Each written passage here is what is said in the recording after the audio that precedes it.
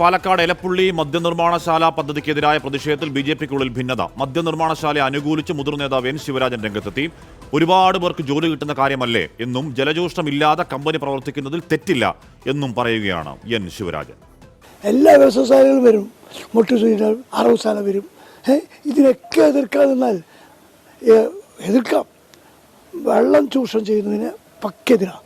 മലമ്പുഴയിൽ നിന്ന് ഒരു തുള്ളി വെള്ളം ഈ വ്യവസായത്തിന് കൊടുക്കാൻ പാടില്ല.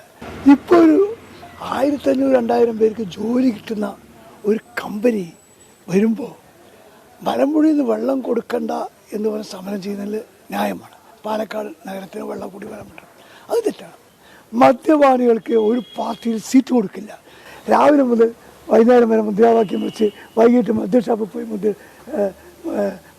മദ്യം അടിക്കുന്ന ആൾക്കാർ പോയി സമരം ചെയ്താൽ ഒരു ആത്മാർത്ഥത വേണ്ടേ?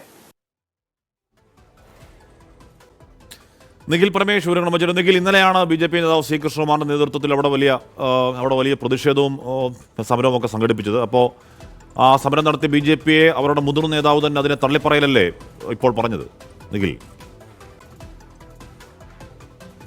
തീർച്ചയായിട്ടും അഷ്മി, ഈ വിഷയത്തിലൊരു കൗതുകം എന്തെന്നാൽ ബ്രൂവറി വിഷയത്തിൽ ഏറ്റവും വലിയ സമരം ജില്ലയിൽ നടത്തുന്നത് ബി.ജെ.പി ആണ്.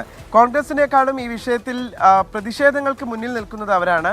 ഇന്നലെ ഇപ്പോൾ എക്സിക്യൂട്ടീവ് എഞ്ചിനീയർ ഉപരോധിക്കാനൊക്കെ മുന്നിൽ നിന്നത് കോൺഗ്രസിനേക്കാൾ ബി.ജെ.പി ആണ്. ഈ പദ്ധതി പ്രദേശത്തേക്ക് വിവിധ വാട്ടർ അതോറിറ്റി ഓഫീസുകളിലേക്ക് ഒക്കെ പ്രതിഷേധങ്ങൾ സംഘടിപ്പിച്ചത് ബി.ജെ.പി പ്രവർത്തകരാണ്. എന്നാൽ ജില്ലയിലെ തന്നെ ഒരു മുതിർന്ന നേതാവും ദേശീയ കൗൺസിൽ അംഗവുമായിട്ടുള്ള എൻ ശിവരാജന് ആ അഭിപ്രായമല്ല ഉള്ളത് എന്നാണ് അദ്ദേഹത്തിന്റെ വാക്കുകളിൽ നിന്ന് വ്യക്തമാകുന്നത്. അദ്ദേഹം കൃത്യമായി പറയുന്നു, ഒരു വ്യവസായത്തെ നമ്മൾ എതിർക്കേണ്ട കാര്യമില്ല. സ്മാർട്ട് സിറ്റി പദ്ധതിക്ക് വേണ്ടി പ്രധാനമന്ത്രി തന്നെ വിഭാവനം ചെയ്യുന്നു.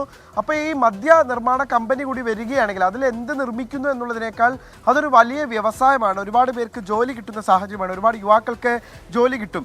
എല്ലാത്തിനെയും ചെന്ന് എതിർക്കേണ്ട സാഹചര്യമില്ല എന്നാണ് അദ്ദേഹം പറഞ്ഞു വെക്കുന്നത്. കഞ്ചിക്കോട് തന്നെ ഇത് വരികയാണെങ്കിൽ സ്മാർട്ട് സിറ്റി പദ്ധതിക്കും അത് ഏറെ ഗുണം ചെയ്യുന്നൊരു സാഹചര്യം ഉണ്ടാകും എന്നുകൂടി അദ്ദേഹം പറഞ്ഞു വെക്കുന്നുണ്ട്.